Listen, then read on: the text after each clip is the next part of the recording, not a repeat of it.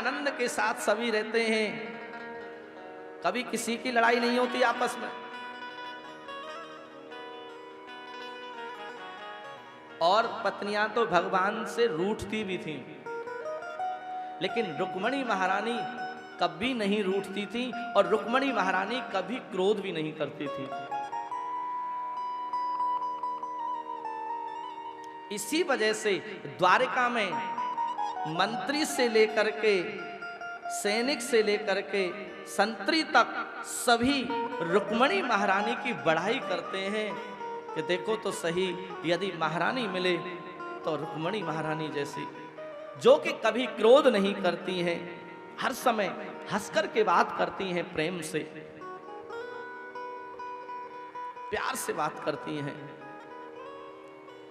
लेकिन हमारे नटखट कन्हैया भी बड़े लीलाधारी हैं, थोड़ा हास्य स्वभाव के हैं, विनोदी स्वभाव है भगवान का। मन में सोचा कि रुक्मणी महारानी के चेहरे पे कभी क्रोध नहीं देखा मैंने, देखूं तो सही रुक्मणी महारानी के चेहरे पर क्रोध कैसा लगता है। आज मेरे प्रभु अपने सिंहासन पर शांत बैठे हुए हैं और रुक्मणी महारानी पंखा कर रही हैं, भगवान भोजन कर रहे हैं, एकदम शांत बैठे हुए हैं। रुक्मणी जी ने देखा कि भगवान कुछ बोल ही नहीं रहे, चुप हैं। भोजन जब हुआ तो रुक्मणी महारानी ने पूछा, प्रभु आप आज उदास हैं, क्या कारण है? भगवान ने कहा, बस कुछ नहीं, ऐसे ही। भगवान कहने लगे कि अब कुछ ऐसी अटपटी बात कहूं जिससे कि इनको क्रोध आए और मुझे देखना है इनके चेहरे पर क्रोध कैसा लगता है। देखे तो सही क्रोध कैसा लगता है। रुक्मणी जी ने फिर पूछा, नहीं कोई बात तो जरूर है, कभी आपको ऐसे उदास हमने देखा नहीं, आप बताइए ना आप क्यों उदास हैं? आप मुझसे बात नहीं करते, नित्य जब आप भोजन करते हैं तो मुझसे बात भी करते हैं, लेकिन आप तो कुछ बात ही नहीं कर रहे मुझसे, बताइए ना मुझसे कोई गलती हुई है क्या?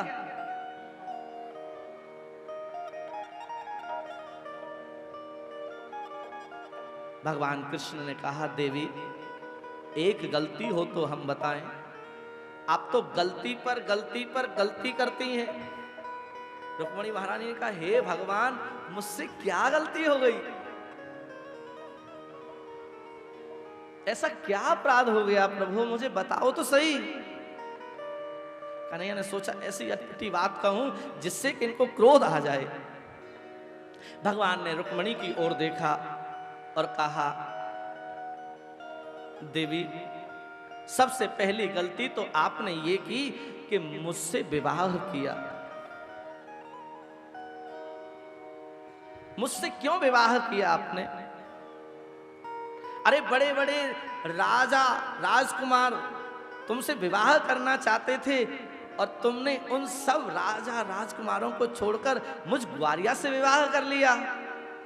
क्या मिला देवी तुम्हें, बताओ।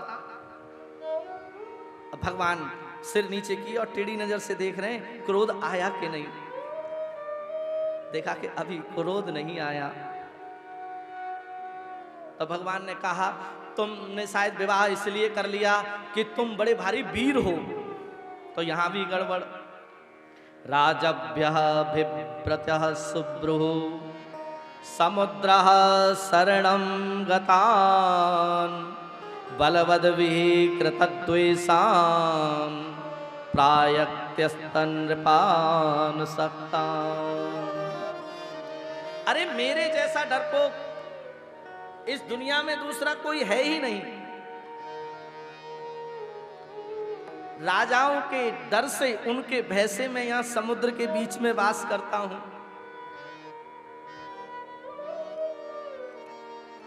किसी राजा से मेरी बनी नहीं, यहां तक कि तुम्हारे भाई रुक्मी से भी मेरी नहीं बनती है। और मैं या समुद्र के बीच में वास करता हूं। मेरे जैसा डरपोक से तुमने विवाह कर लिया, क्या मिला तुम्हें? अब भगवान ने देखा क्रोध आया कि नहीं, तो देखा अभी क्रोध ही नहीं आया। फिर भगवान ने कहा तुम विवाह नहीं करती इसीलिए कर लिया कि तुम देवकी नंदन हो, वसुदेव नंदन हो, तो यहां भी गड़बड़। कोई कहता है देवकी नंदन, कोई कहता है यशोदा नंदन, कोई कहता है वसुदेव नंदन, और कोई कहता पता नहीं किसका है, कहां से आ गया पता ही नहीं है। अब जिसके माता पिता का पता नहीं उसके साथ आपने विवाह कर लिया, क्या मिला देवी? भगवान ने देखा कि अभी भी क्रोध नहीं आया, तो बोले कि शायद आपने इसलिए विवाह कर लिया कि तुम बड़े सुंदर हो, तो यहां भी गड़बड़। जन्म से तो मैं काला था ही, लोग मुझे कनुआ कहते हैं, और कालिया नाग से जब से युद्ध किया है तब से और काला हो गया। मुझ काले से विवाह कर लिया आपने, क्या मिला देवी?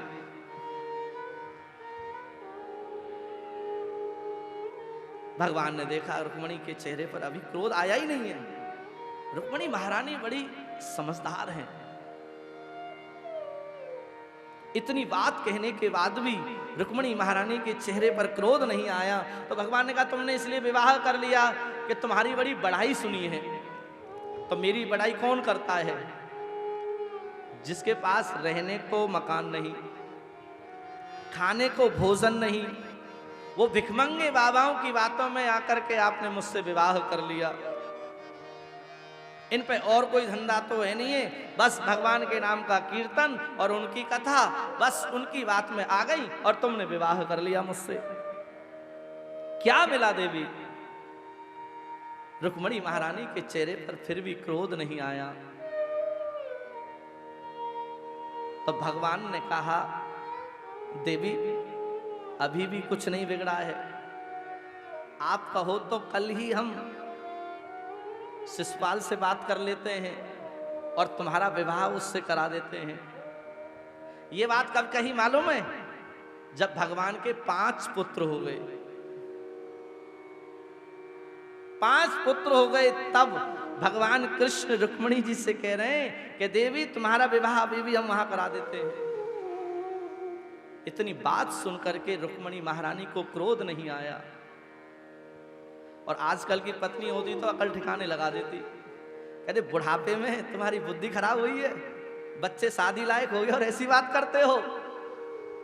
लेकिन रुक्मणी महारानी तो कृपा की मूर्ति है, करुणा की मूर्ति है। जब ये बात सुनी तो मूर्छित हो गई, गिर गई। भगवान तो घबरा गए, 4 भुजाएं धारण कर ली। 2 भुजा से रुक्मणी महारानी को उठाया और 1 भुजा से पानी छिड़क रहे हैं और 1 भुजा से पंखा कर रहे हैं। बड़ा सुंदर भाव है। 1 घंटे के बाद जब रुक्मणी महारानी को होश आया, भगवान ने कहा देवी अन्यथा मत लेना, थोड़ा सा बचपन से ही हंसी मजाक वाले स्वभाव का होना, कभी आपके चेहरे पर क्रोध नहीं देखा था, इसीलिए मैंने सोचा देखो तो सही आपके चेहरे पर क्रोध कैसा लगता है, मुझे क्षमा करना। लेकिन रुक्मणी महारानी ने जो कृष्ण की बातों का जवाब दिया है वो सुनने लायक है, सुनने लायक है वो।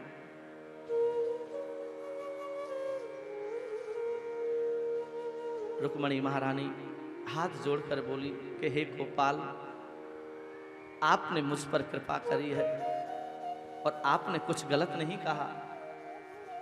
जो कुछ आपने कहा है वो सब सत्य कहा है। आपने कहा मेरा और तुम्हारा मेल नहीं, तुमने विवाह क्यों किया मुझसे? तो गोपाल, कहां प्रकृति से आबद्ध मैं एक नारी और कहां प्रकृति से परे आप पुराण पुरुषोत्तम। हे नाथ, आपने तो ये कृपा करी मुझ पर जो मुझे अपने चरणों की दासी बनाया है।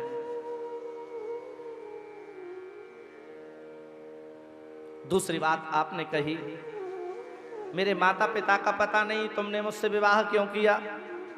तो मैं पूछती हूं आपसे गोपाल, क्या आपके भी माता पिता होते हैं? अरे जगत के पिता, जगत के ईश्वर, जगत के अधीश्वर तो केवल आप हैं। अब आप ही दुनिया वालों को माता पिता बनाते फिरें तो इसमें मेरी क्या गलती है? आपने तीसरी बात कही कि बड़े बड़े राजाओं के वैसे मैं यहां समुद्र के बीच में वास करता हूं। तो हे गोपाल, जिस हृदय में अविद्या, अस्मिता, राग, द्वेष, अविनिवेश ये शत्रु बैठे होते हैं, उस हृदय में आप वास नहीं करते। आप तो आत्मा रूपी समुद्र में वास करते हैं कन्हैया।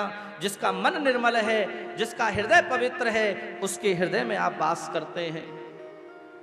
और आपने कहा मैं काला हूं, काले से तुमने विवाह क्यों किया? रुक्मणी बोली, महाराज काले हो तो कमाल करते हो, और गोरे होते तो न जाने क्या करते। एक संत ने बड़ा सुंदर भाव यहां कहा है, यदि नंदलाला तुम होते लली तो गले कट जाते करोड़न के।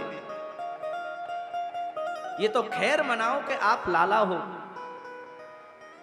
और लाली होते तो क्या होता। हमारे एक ब्रज के संत ने इस पर एक बहुत अच्छा पद गाया है। रुक्मणी महारानी ने कहा कि आपने कहा कि भिखमंगे महात्मा मेरा कीर्तन करते हैं, तुमने उनकी बातों में आकर के मुझसे विवाह कर लिया, क्या मिला तुम्हें? रुक्मणी महारानी ने बड़ी सुंदर बात कही कि मुझसे यदि कोई पूछे कि संसार में सबसे सुखी और सबसे धनी कौन है, तो सबसे सुखी और सबसे धनी है संत।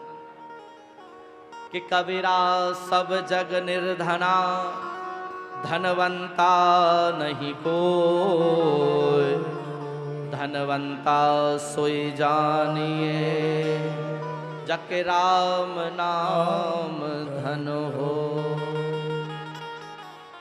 जिसके पास राम के नाम का खजाना है, जिसके पास कृष्ण के नाम का धन है,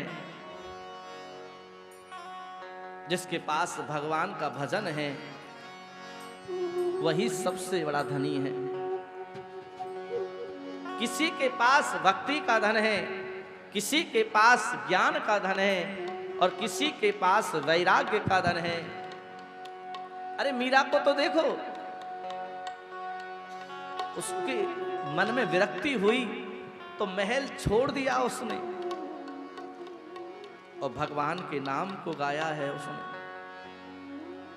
गोपियों के पास क्या था?